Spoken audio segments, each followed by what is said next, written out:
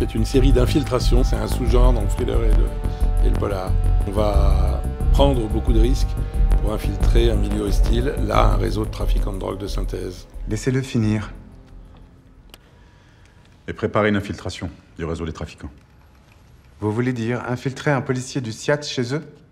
Exactement. Les enjeux dont nous parlons sont tout à fait réalistes et issus de la société.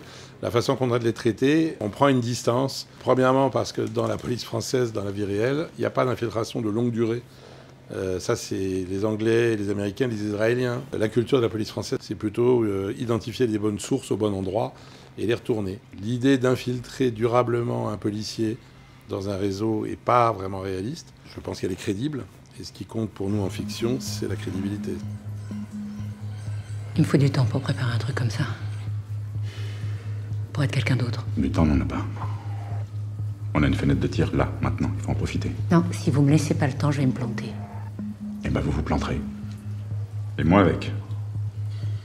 J'avais un consultant policier qui a beaucoup travaillé avec moi. On prend le temps de faire qu'Audrey Fleurot, puisque c'est elle, pour qu'on comprenne pourquoi c'est elle, pour comment on l'a choisie, le temps qu'elle met pour arriver jusqu'au réseau qu'on veut démanteler. Crédible, cohérent, mais poétique, donc avec un certain décalage de la réalité.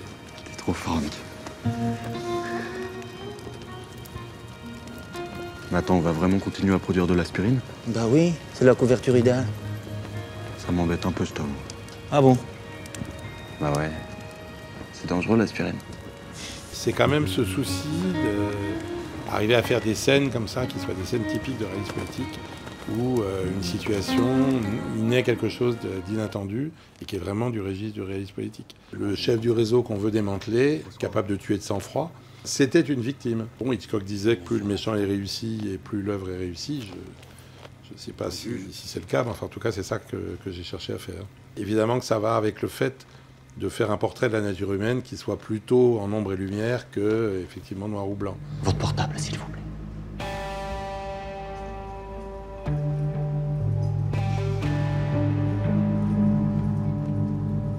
L'idée de demander à Audrey s'est imposée, effectivement. On a, comme vous le savez, beaucoup travaillé avec elle sur Un village français.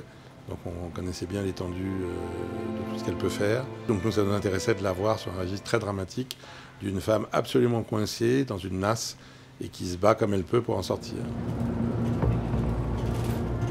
Il faut dire oui. Je vous demande pardon?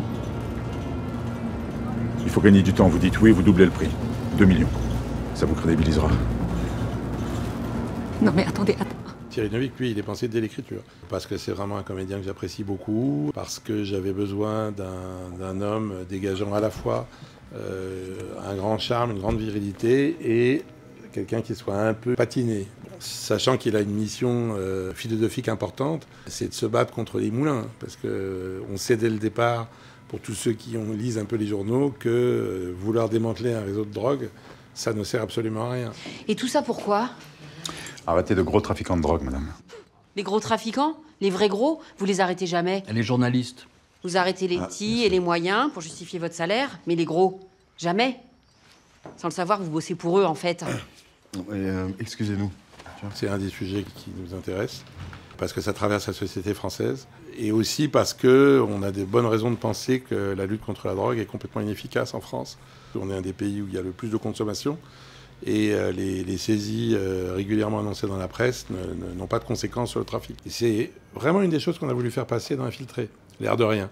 C'est-à-dire de faire sentir qu'avec toute la bonne volonté et l'humanisme qu'on veut, consacrer cette énorme énergie à lutter de cette manière-là ne sert à rien.